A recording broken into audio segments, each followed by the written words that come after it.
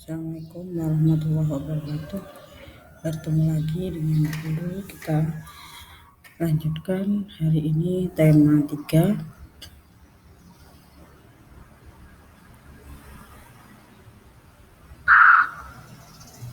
Di tema 3 ini kita akan belajar tentang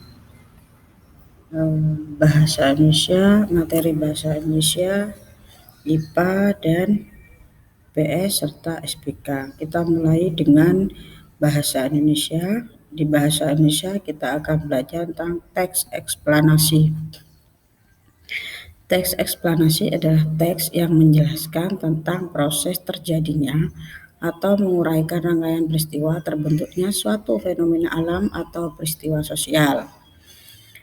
Berfungsi untuk memberikan penjelasan kepada pembaca tentang proses terjadinya sesuatu yang disusun menurut prinsip sebab akibat. Teks eksplanasi itu terdiri dari pernyataan umum atau pembukaan, deretan penjelas atau isi, dan penutup. Bagian pernyataan umum berisi informasi singkat tentang apa yang dibicarakan atau diinformasikan. Bagian deretan penjelas berisi urutan uraian atau penjelasan tentang proses dari peristiwa yang terjadi dan dijelaskan secara bertahap atau berurutan. Bagian penutup adalah kesimpulan yang berisi interpretasi pendapat singkat penulis tentang topik yang dijelaskan.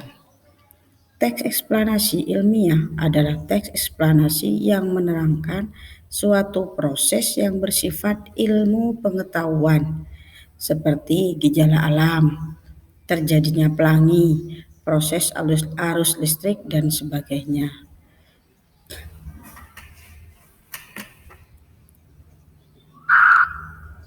Pada teks eksplanasi, sebuah peristiwa timbul karena adanya peristiwa lain, dan peristiwa tersebut mengakibatkan peristiwa lain sesudahnya.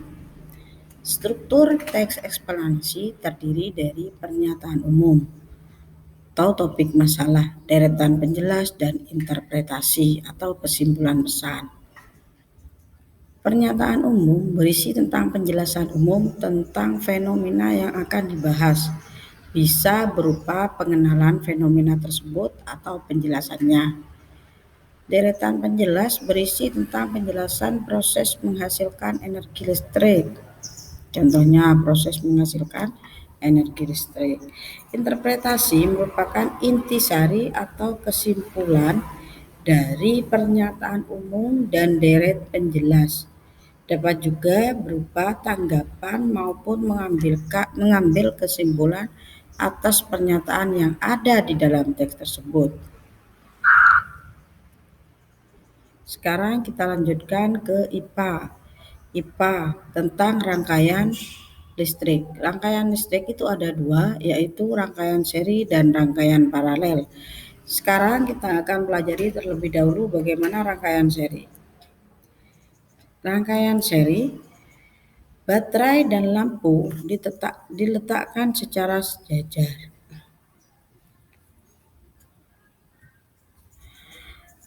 Arus listrik yang mengalir pada rangkaian seri hanya berada dalam satu aliran kabel yang menghubungkan semua lampu.